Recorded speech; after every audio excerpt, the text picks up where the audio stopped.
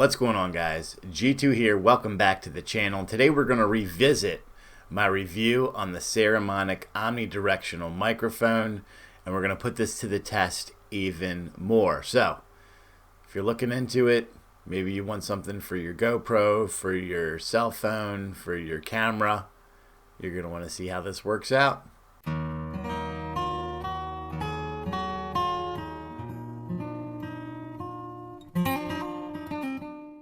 So welcome back, everyone. Like I said, we did a pretty in-depth test on this the first time around. Looking back at it, I think we could have done better. So that's what we're going to do today. That test last time really just focused on a inside environment. Here, that microphone was, a foot away from me. We did a pretty good test comparing the GoPro with the microphone, without the microphone, and things like that. But I wanted to show you what it's like in my current setup and how we've been using it and why I picked this one. And I guess you guys can make the decision for yourself if this will be suitable for you in your application. So what we're going to do is we're going to take it down to the bench. We're going to set it up. We're going to do 3 different situations and or setups that would use this, and you guys make the decision for yourself. I'll meet you down there. So here we are, we're at the bench. We're going to do a bench test here of this Saramonic mic that we've already done a review for, but we wanted to test it here in this application, which is where I primarily want to use this, because here's the reason. We're using this currently attached to a monitor, which means that that door is open and the mic is extremely sensitive to bass. It usually comes out loud. There's a lot of post-video editing that needs to take place when we use this method. And I've noticed too in my videos that there's some background noise that comes in. So if the bench shakes,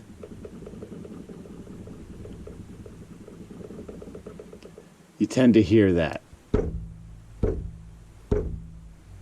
Thumping, pretty normal, but when we get those shaking, or if I have to go up here or here, you pick up a lot of that sound.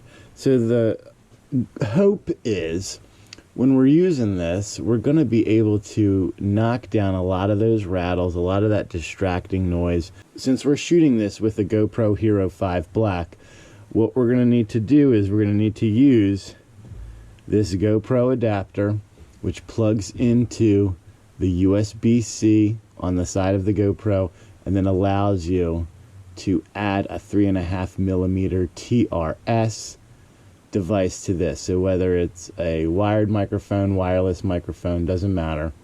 Saramonic omnidirectional mic also came with the windscreen. So what we're going to do is we're going to do a test with both the windscreen on and the windscreen off.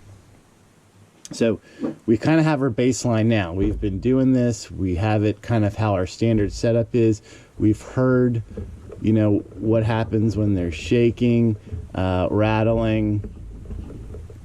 If by chance we need to hammer something when we're talking, you can kind of hear how that works. And that's typically the extent of what we do here on the channel. Yeah, there's some dings and pings and stuff all along the way, but that's to be expected. So now what we're going to do is we're going to plug this guy in, install our Saramonic mic without the windscreen, and see what the difference is. So now we have the Saramonic mic plugged in using our 3.5mm GoPro adapter, and it is being used currently without the windscreen. Now I'm going to do their typical stuff, so adjusting the chair, sitting down. Occasionally that will cause this to rock, which we're doing right now. And let's just kind of see how this audio comes up. So through the normal course or the duration of a video, we'll move stuff around. We'll go over here. We may get a little clanging, putting stuff back, and we just want to see how does that mitigate. Right now I have it pointed, if you can see. Here's the camera. It's basically pointed directly at me at a slight angle down, so I don't have to lift my head up to direct my voice into the microphone. I would say we are about 18 inches away from the microphone currently as it's set up. So let's do some hammering here. See how that sounds when we are talking. Something a little louder. And I'm curious to see how this works because, like I said, the GoPro mic is really, really good when it's shut. But when you have that door on there, door off, I should say, it really creates a lot of unnecessary noise. It is just annoying, I guess to say, and I don't want you guys to hear that. So we'll go back, we'll review this, see how this sounds, and next we're going to do a test with the windscreen on and see if that changes anything. Well, we're back here. We have installed the windscreen onto our Saramonic mic.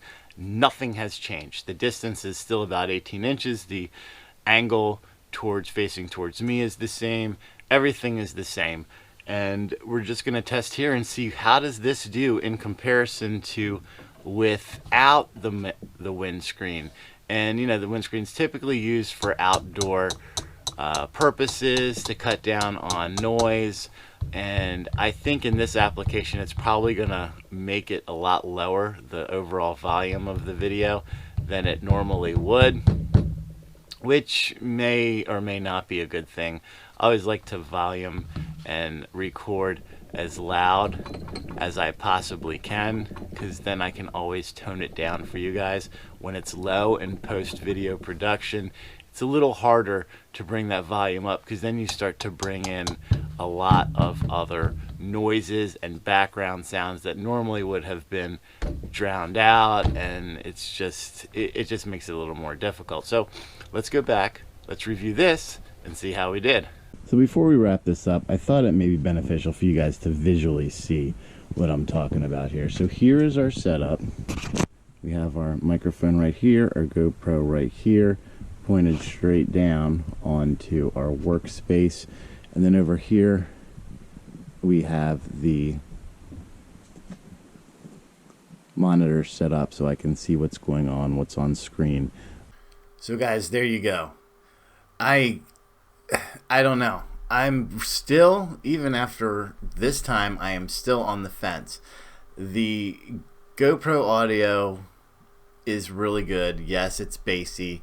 It makes me sound like Barry White sometimes, and it picks up some of that noise. The other thing that I did notice, I would say the one thing that this was able to defeat was when you make a noise that is not your voice, it will drown out your voice and pick up that sound, and then take about 2 seconds or so to normalize and bring your voice back up.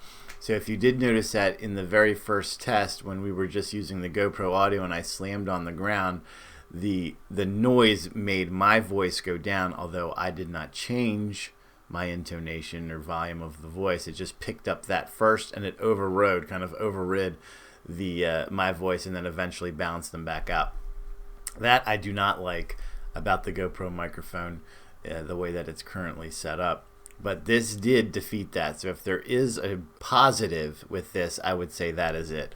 The volume I felt in terms of noise cancellation and other sounds really didn't work as good as I would have wanted it, but it also did not do what that GoPro does and lowers my voice and increases the noise that's coming in, which is I can work through that. I can make that work. So let me know in the comments below, which one did you like the most? Obviously this one, it sounds the best because we're using a Yeti microphone. We're inside the studio. It's set up for this particular purpose. But down there's a lot of other stuff that's going on. So you let me know which one sounded better. And I'm just going to take your guys' opinion because you watch the videos. So I want you guys to feel like, you know, I'm giving you the best possible quality that I can. And if this is something you're interested in, like I said, I got it on Amazon, so if I need to return it, I can return it, no problem, no questions asked. We can try something else, because there's always something better, right? The grass is always greener sometimes. But until next time, guys, make sure that you're practicing safe weapons handling at all times and treating every weapon as if it was loaded. God bless America. G2 out.